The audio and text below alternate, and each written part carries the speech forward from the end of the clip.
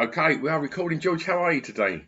Stu, I'm very, very well, mate. I'm very well. Thank you for having me on. How are Oh, you? absolute pleasure. I'm good, thank you. I'm good. Do you know what? Like, you're probably about the third person. I've done about 420 of these, and you're about the third person that's reciprocated that. Like that. How are Nobody you? cares. Yeah, I'm all No, right. no Like, one gives a shit about you, Stu. can we just get on with talking about me and music, please? I don't care about you. But well, look, I've had your song list sent over, which is wonderful. And before we get on to your songs and your playlist today. I just want to ask you, which I generally like to sort of start the podcast, which I guess is kind of a somber way to start, but I'm always fascinated by how people in creative industries found the lockdown, the 18 months of in a lot of cases not being able to work. Just tell me a little bit how you found the time of lockdown during the pandemic, both personally and creatively.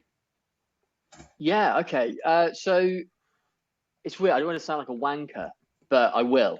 Um, Personally and creatively, like those things to me are so intertwined that George is the person is George is a creative. So there's no separation. That became very clear, I think, in the lockdown. Um, and I think the glaring thing to me that I learned a few lessons as well. I think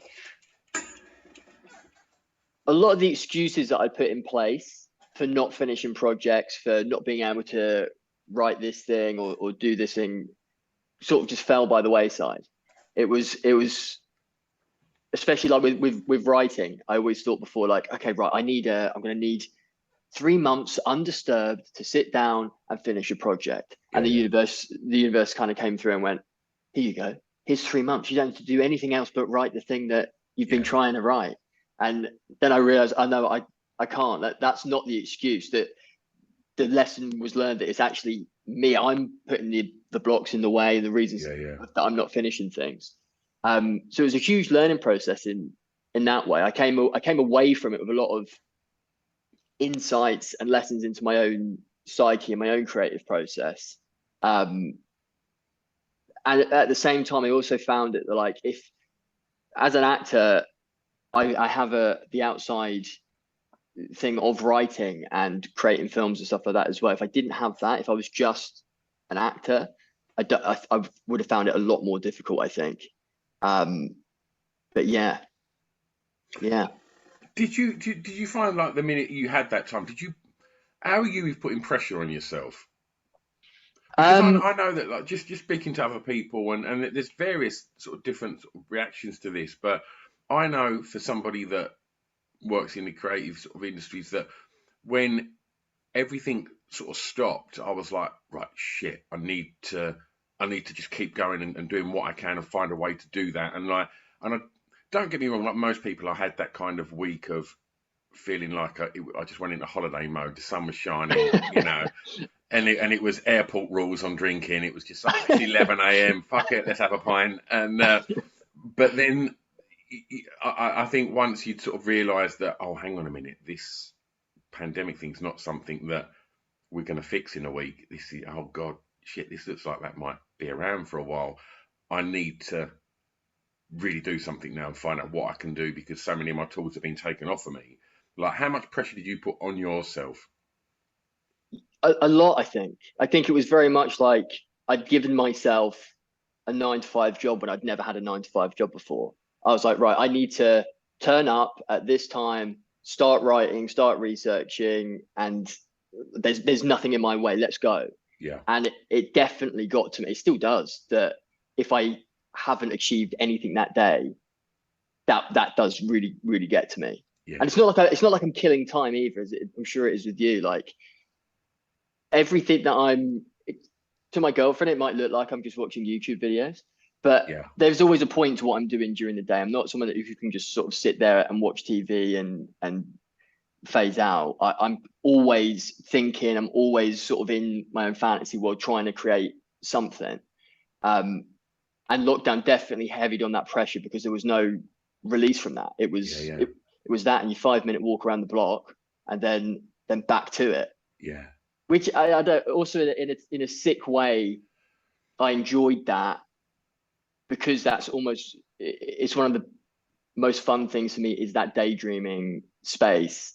But I definitely fell hard into that space. Yeah. Too much, I'd say. Ain't daydreaming wonderful? Oh, mate, I'm pro. It's the But best, isn't it?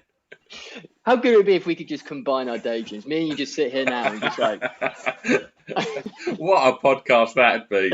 just No, silence. no words spoken. All right. Well, look, let's start your playlist, mate. And I'm going to ask you, please, for track 1 to tell me the song that you regard as having the greatest ever intro, please. Okay, first of all, Stu, I'm going to put a disclaimer Right. on this Well, on this entire. This is a fantastic concept for a podcast. thank you. And when it came through, I was like, right, I need to come up with some cool, respectable songs. Honest is a key word there as well. Yeah, that's what I was avoiding. Don't be too cool. Well, this is it. I think I'm cooler and more cultured than this song list suggests. But having said that, my first song, which I think is the best intro, I do think is an absolute classic banger, and that is Tenacious D, Tribute. Yeah. You know, you're familiar, of course. Yeah, of course. It's an amazing song anyway. It's like an operatic song. Tenacious D, like, that's kind of what they do. But not only is the intro riff so recognizable, it's like 5 notes that diddle-diddle-dum. Everybody that knows the song is immediately in. Yeah. Starts gentle, has a slow build. Then the first line is, "This is the greatest and best song in the world." Just spoken. Yeah. Like, they've already laid the ground. Yeah. And you go, as I think is the first time listening, you go on then, prove it. Oh, this is the best song in the world. And then you keep listening, you go, fucking hell, no, this is good. This is really good. It's it definitely sort of, I think it's definitely got a nod to Queen, because it gets so, so theatrical, doesn't it? It just gets bigger and bigger and bigger. Obviously, the big crescendo point is at stop, rock, and it's when that comes in, it's like, oh, come on. But and for me as well, like Jack Black, like aside from being a hilarious human being and a wonderful actor, his voice is ridiculous. It's so good. Yeah, it's mad good. And I think, like, I'm paraphrasing a story, I'm sure, but I'm sure him and Carl Gass had a sort of exchange when they first got together. It was like Jack was going to teach Carl how to sing, and Carl was going to teach Jack how to play the guitar better. And so they both just sort of elevated each other up. Yeah. But yeah, Jack's vocal is mad. It's a really great operatic rock vocal. Yeah, absolutely. Yeah. That's my pick. Has anyone else ever picked that? No. And when I see it, I was like, that's a solid pick. And well, I mean, I want to be in Jack Black's gang, like, because he just hangs out with like the Foo Fighters, and they just make really funny videos. And you think, what a gang to hang out in, like, just kicking back with Dave Grohl and Jack Black. That's a good day out. But have you seen the film High Fidelity? Yes. So that's, in my opinion, one of the greatest books ever written, and one of my favourite films, just because it's about a tragic nerd who's obsessed with music. And but you said it, mate. I didn't. Like, oh, don't. I read the book when I was on tour in my band in the 90s, and I had to stop reading it because I was like, I don't want to know how this ends, because this is my life, and it's getting more and more tragic by the page. I don't want to see where it's going to go. So I literally didn't finish the book for years. But in that film, like, Jack Black's character in High Fidelity is phenomenal. Any listeners that have never seen that, if you're listening to this podcast and you like music, then that film's a must. It's based on lists, and which is very much a driving factor in this. But Jack Black plays this irritant in the whole film who's got that kind of indie elitist kind of way about him. He's rude to customers, and he's just constantly talking about like these kind of avant-garde punk bands and stuff that he's into. And then right at the end of the film, they allow his band to play, and I don't know what I was expecting, but he just drops "Let's Get It On" by Marvin Gaye. And his voice, which is, I guess it's the payoff at the end of the film as well, because everybody's like, oh, wow. And he's just got this huge voice, and it's beautiful. And And Tenacious D, like, there's not many huge actors. Maybe what's his name from Requiem for a Dream and that God Yes. him. My name brain is destroyed. I think because Yes. of COVID, genuinely. Oh, But don't.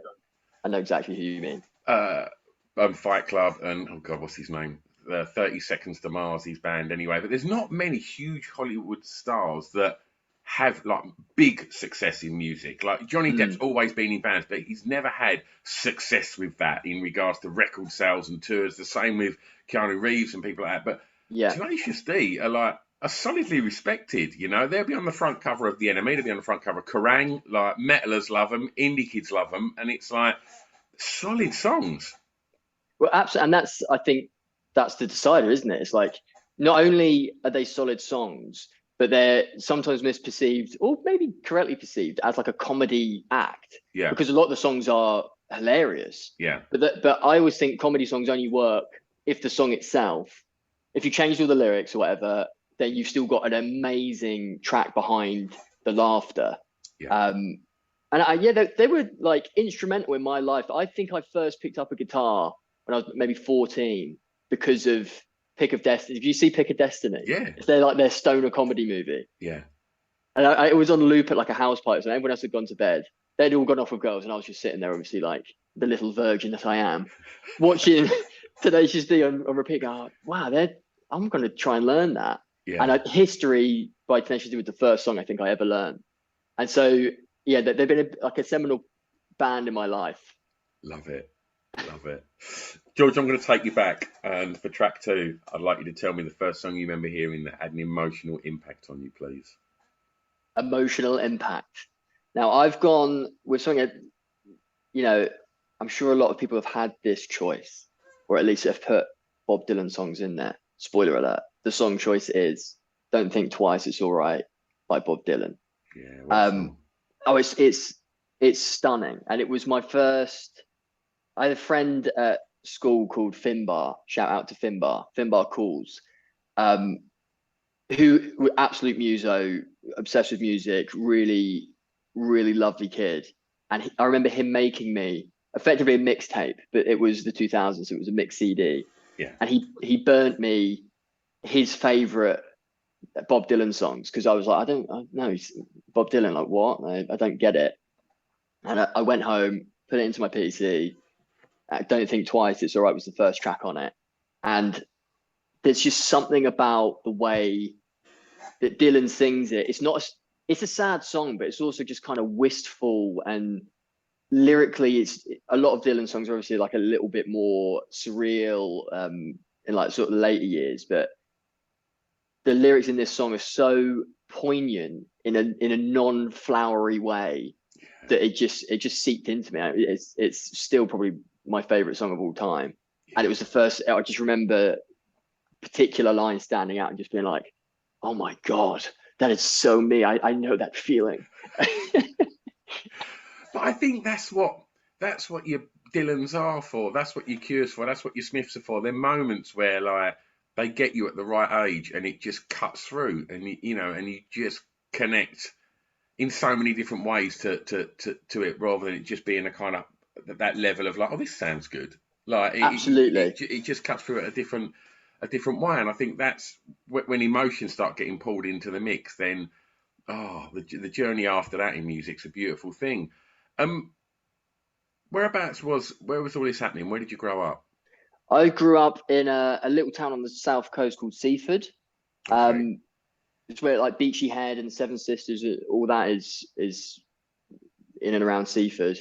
And the school college I went to at that time was in Lewes, a town a little bit further yeah, inland. Yeah, I grew up there. I was there until I was 27. I think I moved out of my parents' garage. Finally had enough money to fly the nest. But fond yeah, memories of growing up there. yeah, man, absolutely. It's a really lovely town. It's literally on the coast. It's got its own beach. Not that I ever went on it or near it, but it's nice to know it's there. Yeah, Um, and yeah, my school years, I'm still friends with loads of people from my school year. I go back for Christmas or whatever, and everyone gets together. It's definitely that like coming home to roost. And I think you only get that perspective when you move away, and then you see like what it actually. And again, when you meet other people and hear about their upbringings or where they grew up, and you go, we didn't have it bad at all. Like it was lovely. It was a really lovely town. Was it a musical house? Was there records on at home growing up?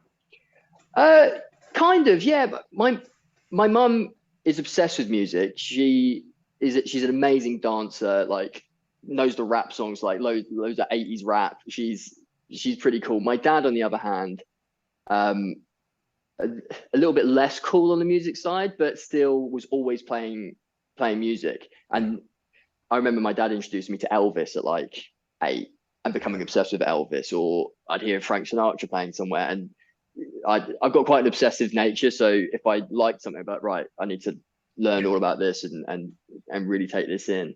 And my granddad was a musician. He plays guitar.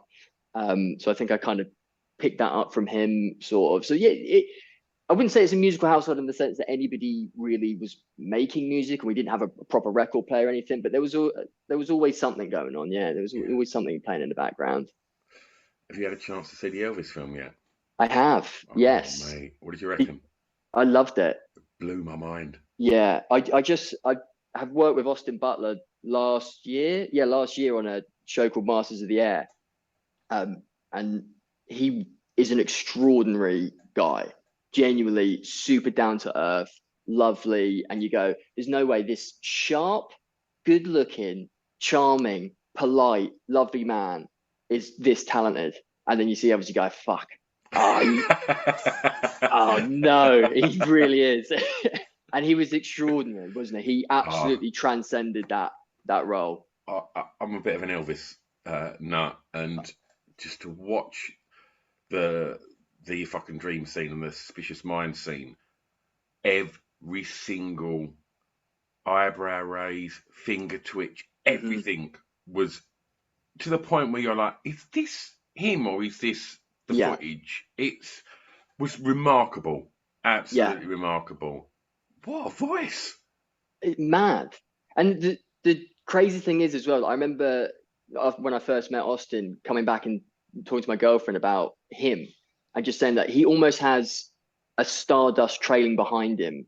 He'd come off Elvis at the time. This was his next job after that. And there was an air of Elvis about him. He wasn't doing Elvis, but there was an air of like, gee, this kid's fucking like going places. There's a real star in there. And I think he's obviously found that and tuned it into Elvis's pattern, and that's what has made the performance so good. Is that he's really found that within himself. And like, imagine finding Elvis in yourself as an actor and go, oh yeah, I can do that. Oh, Jesus, he's so goddamn cool. Yeah, I know.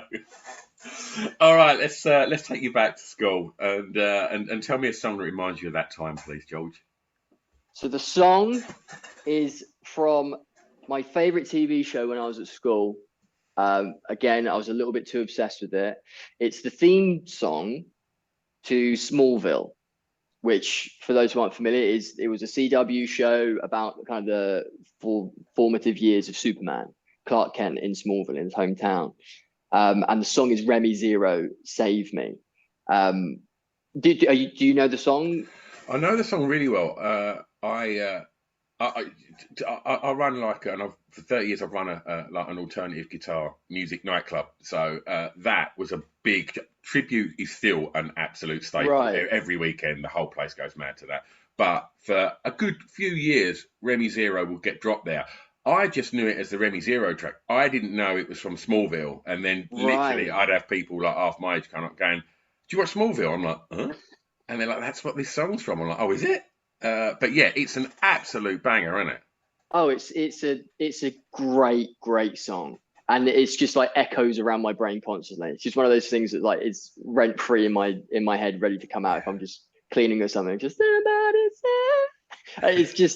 it's beautiful, and every time I hear it, it is that time travel portal back to that period where, again, I was at school. I was so obsessed with that show that I used to wear like a Superman t-shirt under my school uniform, just because I was like, well, now I feel more like Clark Kent in the show. It's kind of the first signs that I probably should have been an actor. I didn't know it at that point, Yeah. but I was like, it also says a lot about delusions of grandeur that I'm like, yeah, I feel a bit like Superman in his hometown. Yeah. Like, what sort of arsehole thinks There's that? definitely two ways to look at that now. Yeah. I've got both perspectives, like absolute douchebag, but at least he knows gravitating towards like telephone boxes on the way home. Yeah. I remember cycling home as fast as I could, and then like kind of standing up on my pedals and being like, this must be what it feels like to run super fast. This must be the sensation. Right, okay. Noted. I was a weird kid, Stu. A very weird kid. What will be your kryptonite, George? Oh wow. Crunching. I'll tell you what it is. More specifically, my kryptonite would be people eating crisps on a train. Oh, dude. Like, there's a virtual high five right there, my friend.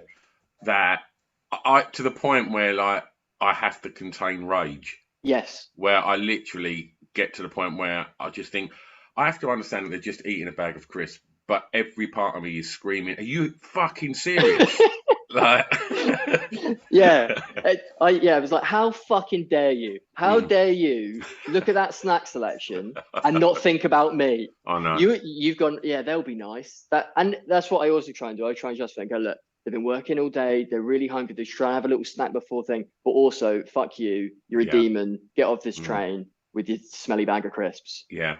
What's wrong with people? Yeah, that would be my kryptonite. Would that be your kryptonite too? Would that be the same thing? It's either that or I really struggle seeing people walking along with their hands down the front of their tracksuit bottoms. Okay, yeah, that's a good one. I really, really find that quite difficult to understand. Like, I think as a 49-year-old man, if I was walking down the street with my hands down the front of my trousers, I'd get arrested and my hard drive will be taken out of my house. Yeah, you're going on a list, mate. That'd be fantastic as well if your reaction to seeing that was like when Superman gets kryptonite and you sort of wilt down, turn green, like. Oh, wonderful! How was school, mate? I had a really good time. I loved school. I didn't get very good grades, but like kind of knowing I knew I wasn't gonna. My parents didn't put like an awful lot of pressure on me, which in hindsight was the best thing they could do. I knew from a really young age I wanted to be in film. I wanted to be a director since I was like 8 or something. So where did that come from?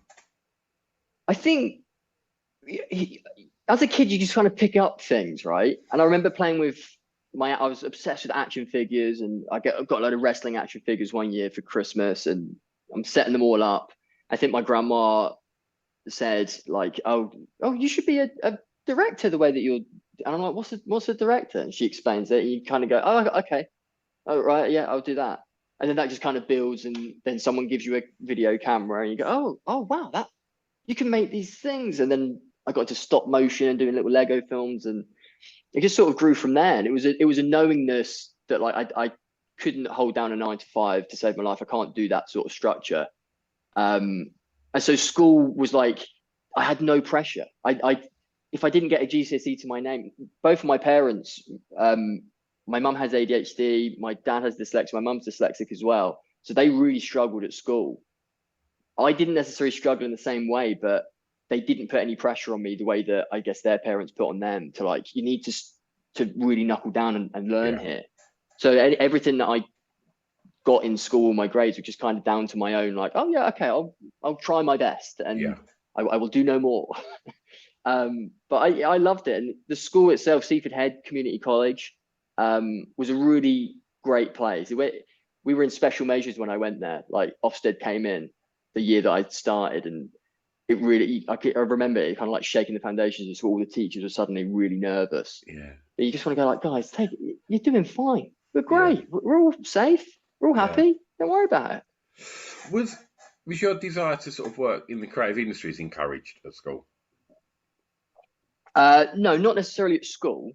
That's the other thing is I think I have a pretty good bullshit radar, and at least at college, at sort of sixth form level, I knew that people didn't necessarily care about what job I was going to get afterwards or where I wanted to go. It was almost like I feel they need a conversion fee. They need to Yeah. we need 1,000 students to end up in a university so we can get a bonus or something. I don't know. I could be making that conspiracy up, but it felt that way. It felt very much like by the numbers, like do this because we need you to do this. Yeah. But yeah, it definitely wasn't like convinced out of me. I think teachers, to a certain degree, were like, well, he's too cocksure that he doesn't want to learn this. Let's put our time into other people, which gave me opportunity to sit there and doodle Lord of the Rings stuff, or like say disappear into a daydream. So in that way, I sort of encouraged in a sort of backhand way. Yeah.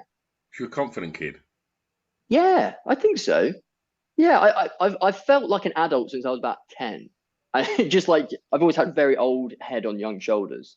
And again, I remember listening to my parents and your elders saying like, you've got to be stay a kid for as long as possible because being an adult sucks. And again, I'm taking that on board. I'm going, okay, yeah, I'll do that.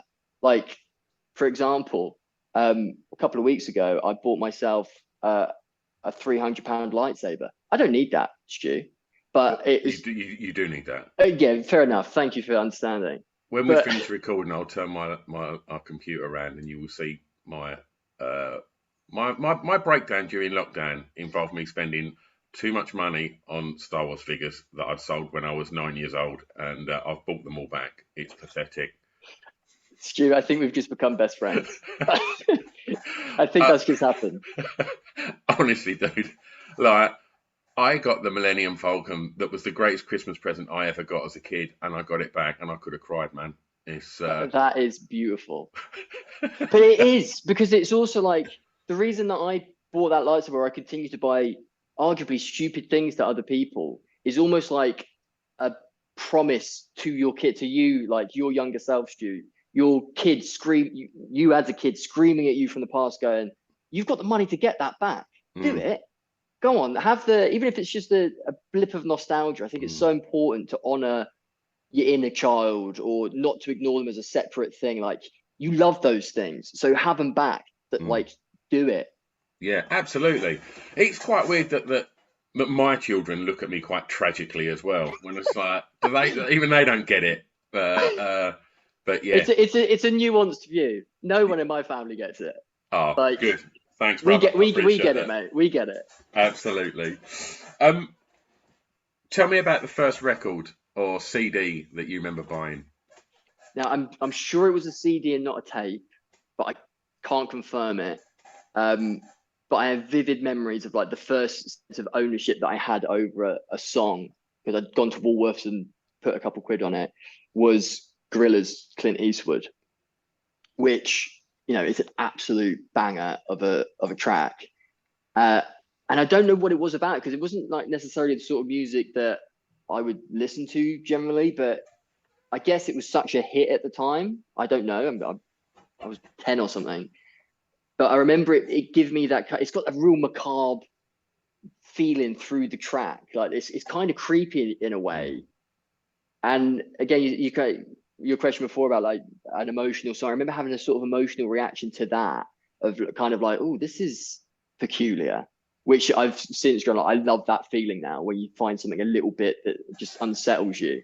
And I think that was sort of the first taste of that was Gorillaz' Clint Eastwood.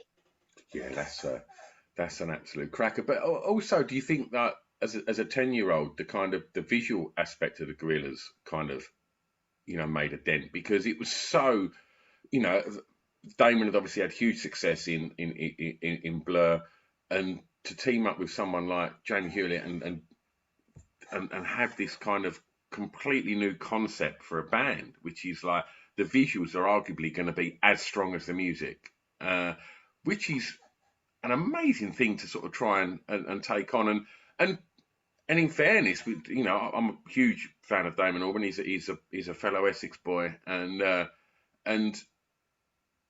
he's probably, I guarantee he's sold more records with the Gorillaz than he has in Blur, because he's cracked the States, with Gorillaz. And I just think that kind of sort of the aesthetic of the cartoons and and just when you see some of the sort of live stuff that they do as well, I just think it's wonderful. And I'm really interested in something you just said about that kind of feeling of something doesn't fit perfectly into that box. Something's like, oh, that's a bit weird, and I love that feeling.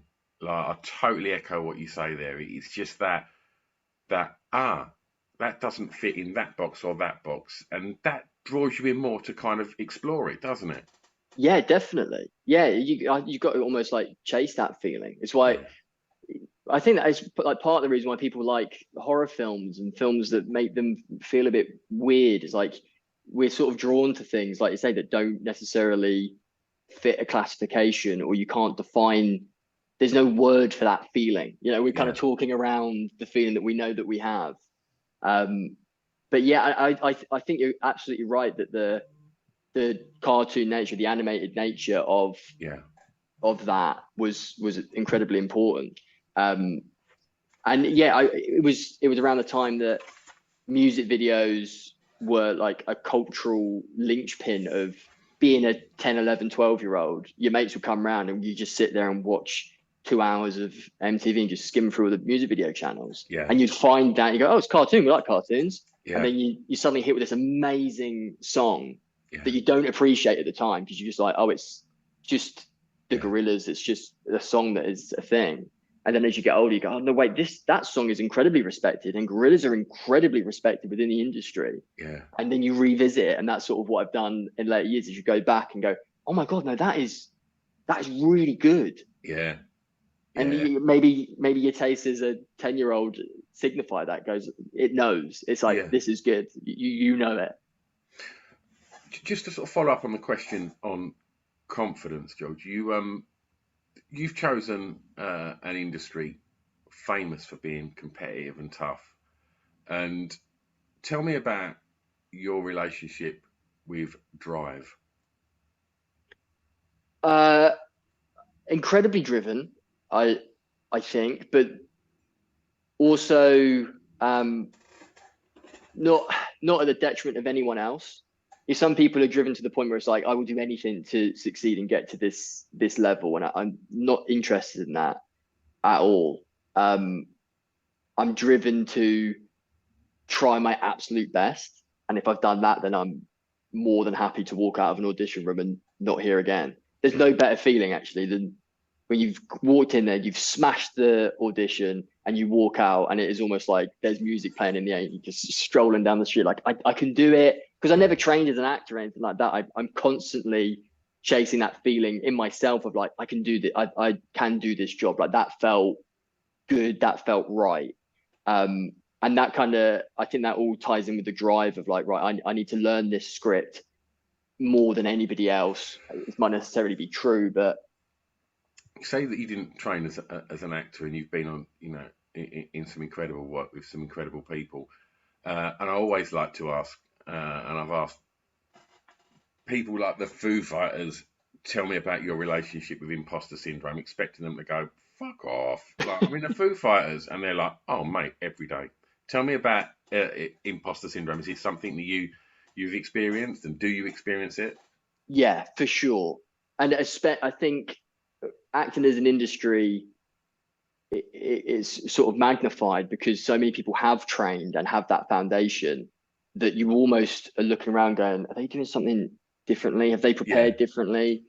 And they have sometimes. They have got like different ways of learning things or different ways in.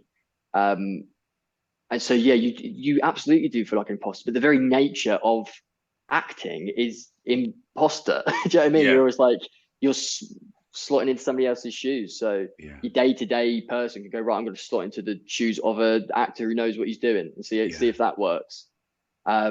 But I also think like the more you're around people that are working at like a really good level, or you meet people out, nobody knows what the fuck they're doing, and yeah, it's as long as you remember that, like you yeah, have this amazing respect for these people that like they often haven't got a clue. These are good politicians. You go, these people must know like exactly what they're doing. They're blagging it. Everyone's blagging it. There's nothing wrong yeah, with it. It's all yeah, part of it. It's this idea of like perfection and being ready and knowing things. It's like it's all just a process of Yeah. getting through that, I think. I hope you're not suggesting the Conservative government's a shower of shit and don't know what they're doing. How dare you? How I wouldn't dream of it. My God. Let's not Let's get not. into it. We'll Let's both not get in trouble. All right, I'll tell you what'll be more fun. Let's go clubbing. Tell me a song that soundtrack your time clubbing. Okay, this is a problematic one. Okay. Um, it's "I'm Sexy and I Know It" Mhm. by LMFAO. Mhm. Um, and it reminds me of my years clubbing. He says, knowing that they're truly over now, that whenever that song came on, I never even saw the music video for it, but something happened within me and my friend group that whenever that song came on in a club, we would take our jeans off, we put them down by our ankles, and just start like air humping each other. Which it's a very strange thing to do. It's an even stranger thing to admit on a podcast, but Was it that was. popular with the security in the nightclub? No, God, no. Every time they'd be like, God, come on. And we're going to the same club as well. So it's the same bloke coming over going, God, come on, guys. It's not funny anymore. It wasn't funny the first time. But my older brother, Tom, was a club promoter in Brighton, which it was the kind of big city near us in Seaford. And so I'd go clubbing 4 times a week, and my brother would just let us in. And he would come from the front door, the song would come on, and as the club promoter, he's running in with his trousers around his ankles, air humping us. I thought he was going to say telling you to behave. No, Brilliant. no, Now I'm getting stuck in as well. he's way worse. And so at that point, the bouncer's like, "Oh, look, you know what? Let him do it." And no, it's a stupid thing to do, but again, whenever that song comes on, I always have a little chuckle to myself because it was funny to us. Do you know Yeah. what I mean? To everyone else in there, you're going, look at them knobheads. Yeah. But sometimes it's fun to be the knobheads. 100%. Yeah, that 100%. was it. That was our knobhead phase.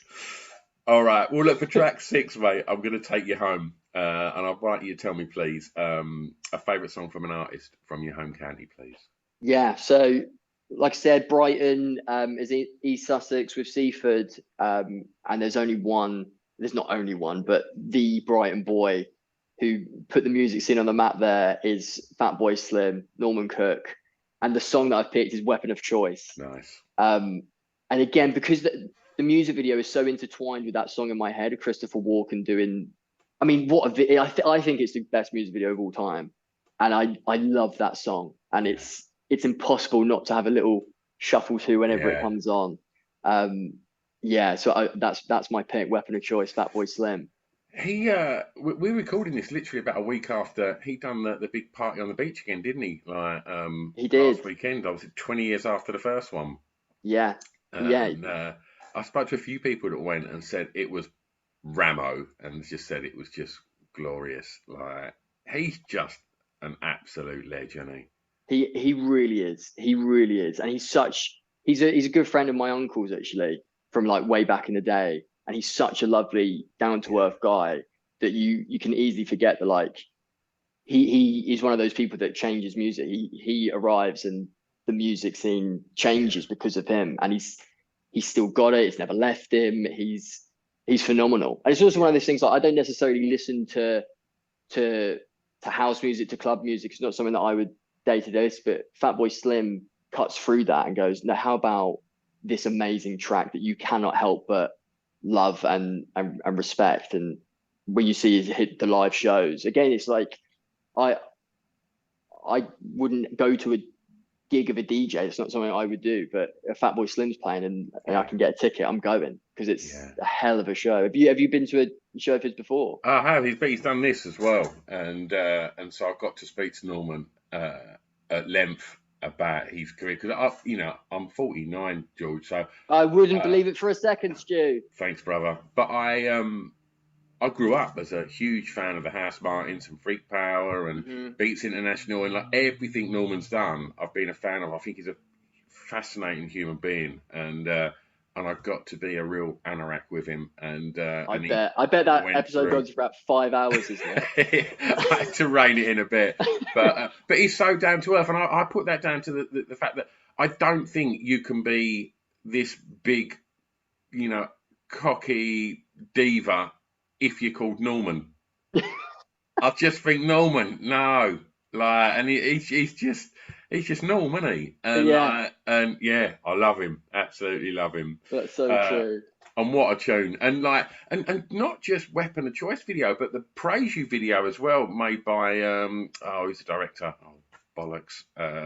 Was it Spike Lee? Spike Yeah, Jones. Spike Jones. Sorry, yeah. Yeah, like just incredible. Yeah, what an absolute dude. Right, okay. Tastemaker time. Last song. George, tell me a song that you think many people may not know that you would like them to hear. Now, this is going to sound like heavy bias Mm. because this is a song by my actual girlfriend who Mm. she's in the next room with a gun ready to go. No, it's her name's Tara Lee, and she's got a song in particular I've chosen here called Drive, Mm. which is a sort of 80s nostalgia pop track that I think is an absolute banger. And she's one of those annoyingly talented people. Like, she's an actress, she's a singer, she's a dancer, but she's brilliant at all of them, and you just hate her for it as well. And her music, especially, like, she's a singer-songwriter. She can sit at a piano and just sing a epic song off the cuff. She can just make one up. Oh, that's well annoying, isn't it? Oh mate, it's the worst and the best thing. Like, and I think she's working on an album at the minute, and she's one of those people that, like, she's an untapped well of genuine creative genius with her songwriting. Some of her lyrics come out. She comes up with these things where I'm like, you didn't even know. You left your shoes in the hallway. I've tripped over them. You're that much of an idiot. But in the same vein, you've come out with this gorgeous poetry or this amazing hook or this imagery that stands apart from anything else that I think is in music at the minute, in sort of popular music. And this song is just a really well produced track. It's a really good vibe. It's like, put it in your car, play it loud at night. You can almost feel the neon flashing past you. And yeah, so I've picked that because I think it's one of those things, isn't it? It's like, if you build it, they will come. Yeah. And I think that's harder now than ever with Spotify, who I have a lot of bad things to say about, because of how saturated that becomes. Like, she's had tens of thousands of streams on there, but it doesn't amount to anything financially, or the financial side of Spotify is very questionable. It's killer, man. It's absolutely killer. And yeah, I'm sure it has its positives. I mean, but it come and disrupted the industry at a really, like, weird time, and it hasn't sort of gone back to how it was before. It's such a double-edged sword, isn't it? Like, artists want to be on there because of the exposure you're going to get, but you get that exposure, you get that listens, and you're not credited for your art. It's a monopoly, right? It might as well be a monopoly that, like, people laugh. I subscribe to YouTube Music, like that's where I stream my music from, and people honestly, like, mock the fact that I'm not on Spotify. I don't subscribe to Spotify because it's such a monolith of that's where people go to consume their music. And I think whenever you have that in any media, whether it's a studio that you're only seeing the films that they're just putting out, or, like, you need that competition, and there really isn't that with Spotify at the minute. But having said that, that's where you can find Tara Lee and Drive. And it's all normally at this point that I go, what we actually do, George, is put together a Spotify playlist to accompany the podcast with all of the tracks that we've spoken about today, including Tara's, to accompany that, so people can go and listen to all of your tracks. Maybe I'll put this one on YouTube. Like, mate, that would be beautiful. That would be beautiful. Or if you put it on Spotify, put an Ape song on there that's just like a little rebel song, like just a little, just a tiny little rebellion song. All right, I'll do that. George, we're steaming through 2022 now, and it would appear that all industry, in the creative industries, are all back and functioning as they were, as close as they were to pre-lockdown. What are you looking forward to personally from the rest of this year, and what's going to be happening professionally?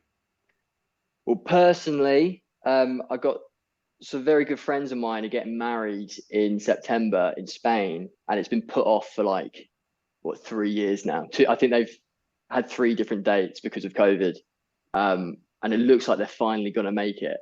And that's going to be an amazing just relief for everyone. It's not only is it a wedding, it's like you get to go to Spain, you have your little holiday and stuff, but the actual I do is going to be just a sigh of relief around this venue. So I'm really looking forward to that. And in September as well, I've also got a project coming out called Wedding Season, which is a Disney Plus show. It's their first ever European TV show, first ever British one. Which September 8th, I believe, is coming out. And I'm incredibly excited about that. I cannot wait for that to come out. I've seen the first 2 or 3 episodes and I like it. And that's always a bonus. I really, really like it. I'm really excited for it to go out into the world. So yeah, looking forward to that. And then towards the end of the year, possibly beginning of next year, is that show I mentioned before, Masters of the Air, which is sort of the next in the Band of Brothers series. Yeah. About an American bomber group in World War II. That's going to be coming out as well. And again, personally and professionally, those things are so interlinked to me that it's like I'm just looking forward to those things and putting them out there and being able to talk about them and sort of relive them through telling all the stories that you gather along the way. Wonderful. And George, if people want to keep up the speed with you and all of your projects, where's the best place to stay up to everything with George Webster? Yeah, Instagram or Twitter. I managed to grab at George Webster on both of those early doors. So yeah, that's where you can find me. Wonderful. If it's cool with you, we tag you in it when this episode comes out. Absolutely. Yeah, I'll be listening. Lovely. Cringing horribly. George, I've had a real lovely time, man. It's been a real pleasure getting to talk to you about music and stuff, mate. Thank you so much. Thank you, Stu. It was an absolute pleasure. Thanks for having me.